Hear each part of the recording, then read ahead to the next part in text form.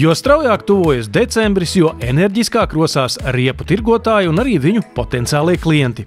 Daudziem joprojām ir jautājumi saistībā ar jauno regulu, kas stājās spēkā 1. oktobrī un no 1. decembra liekas pārvietoties ar riepām, uz kurām nav 3 virsotņu un sniegpārsliņas simbola. Lai mēs varētu no 1. decembra pārvietoties ar ziemas riepu, viņai minimālais apzīmējums ir šis kalniņš ar sniegpārsliņu. Šis ir minimālais apzīmējums, kam jābūt ir uz ziemas, vissezonas riepām, lai ar viņu brauktu ziemā. Protams, jāņem vērā, ka ir jābūt šiem 4 mm atlikumam. Bet kāpēc ziemā vairs nepietiek ar M+S riepām?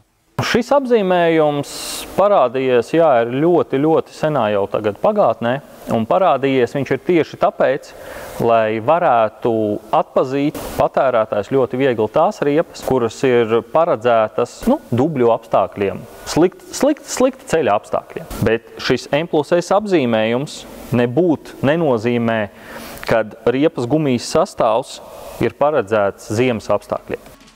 Tik tālu skaidrs, bet ko nozīmē leduskalna simbols? Šis apzīmējums jau savukārt nozīmē to, ka šī riepa ir paredzēta tiešām skarbiem apstākļiem, ledum, sniegam, visam, kas mūs var sagaidīt Latvijas ziemā. Jāņem vērā, ka visi 3 apzīmējumi M+S, sniegpārsliņa un leduskalns ir savstarpēji saistīti. Šis te apzīmējums nebūs nekad bez šī apzīmējuma. Tāpatās kā, ja mēs skatāmies uz riepas, tad nekad kalniņš ar sniegpārsliņu nebūs bez M+S apzīmējuma. Viņi ir saistīti. Tātad nav iespējams tā, ka riepa, kurai ir kalniņš ar sniegpārsliņu, nav marķēta ar M+S. Plašsaziņas līdzekļos dažkārt norādīts, ka jaunā regula liekas ziemā braukt ar vissezonas riepām. Tā nav taisnība, taču vissezonas riepai jābūt piemērotai ziemīgiem braukšanas apstākļiem, un uz to jau atkal norādīs slavenā sniegpārsliņa. Lai arī šis mūsu piemērs ir vissezonas riepa, bet viņa ir izturējusi minimālos apstākļus, minimālās prasības, lai ar viņu varētu pārvietoties ziemas apstākļos. Tad kādas ir galvenās vissezonas un ziemas riepa atšķirības? Šeit ir, es gribētu teikt, 3 reizes mazāk lameles iegriezumu, nekā mēs to redzam, šai riepai. Līdz ar to te arī būs tā atšķirība, kā šī riepa uzvedīsies ziemas apstākļos. Ja mēs skatāmies braukšanu pa Rietumu Eiropu, tad var izvēlēties gan vienu, gan otru riepu. Bet tā nianse ir, kā tas ir arī braucot, slēpot, tad braucot augšā kalnos pie sliktiem apstākļiem, pie visam, gan šai riepai būs jāizmanto ķēdes. Ja mēs brauksim pa autobānu, kur būs ārā +5, 0 grādi viss, tad būtisks atšķirības nebūs. Tātad ar vissezonas riepām, ja ir tāda vēlme, varēs braukt arī turpmāk. Bet tagad kopā ar Intercars Latviju vieglo riepu pārdošanas vadītāju apskatīsim īstās ziemas riepas, proti tās, ko dēvē par frikcijas, mīkstajām vai pat ledus riepām. Tātad jauna mīkstā riepa ar pilnīgi savādāku protektoru bloku veidojumu skatoties pret iepriekšējo riepu. Plus tiešām ir tas, ka šī riepa ir mīksta, viņai ir lameļota un viņa ir ļoti paredzēta mūsu laika apstākļiem. Lai gan IC24 LV atrodamās riepas ir no dažādiem ražotājiem un atšķirīgām cenu kategorijām, tās vieno pielietojums. Visas šīs mūsu nostādītās riepas ir mīkstās riepas. Tātad paredzētas mūsu ziemai, paredzētas skarbiem ziemas apstākļiem.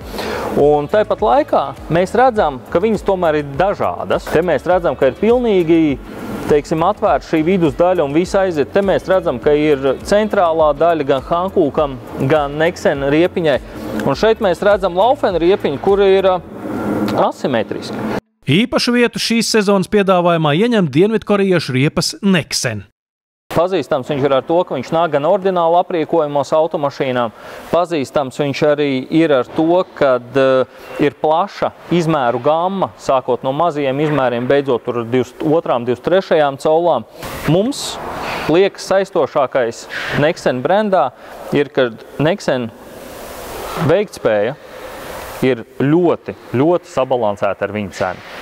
Bet kāpēc 2 dažādu ražotāju riepas sauc vienādi AIS 3? Kāpēc gan šeit ir tas nosaukums aiz 3 galā? Tas vienkārši ir 3. paudze. Nekāda cita nozīme tam nav, nekāda cita saistība tam nav. Noslēgumā mazliet par apzīmējumiem uz riepu etiķetēm.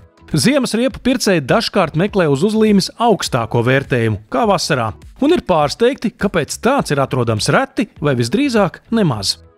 Ja šie cipariņi ziemas riepai, teiksim, iet tuvāk uz lejas galu, tad šī riepa primitīvi ir mīkstāka. Viņa ir vienkārši mīkstāka, un tāpēc arī viņa sliktāk apstāsies uz slapja seguma, vai arī viņai, teiksim, šī rites pretestība būs lielāka. Krītoties gaisa temperatūrai, šis zemais burtiņš kā reiz būs tas, kas mums palīdzēs apstāties, vadīt automašīnu un drošāk justies ziemā. Tātad, ja uz ziemas riepu etiķetes visi apzīmējumi ir ar burtu E, tas nav nekas slikts, gluži otrādi. Bet uz ražotu riepu etiķetes vērtējumu burtiņu nebūs vispār. Ražu riepām nav uzlīmes ar šiem te labelingiem, ar šiem te burtiņiem un cipariņiem, jo ražotas riepas vienkārši netiek testētas uz šiem parametriem. Ražotāji riepai galvenais parametrs ir tas, lai viņi strādātu skarbos apstākļos. Veikalā uz ražu riepas pēc principa būs uzlīmēts, noņemot no šo te pa vidu, šāda te uzlīme.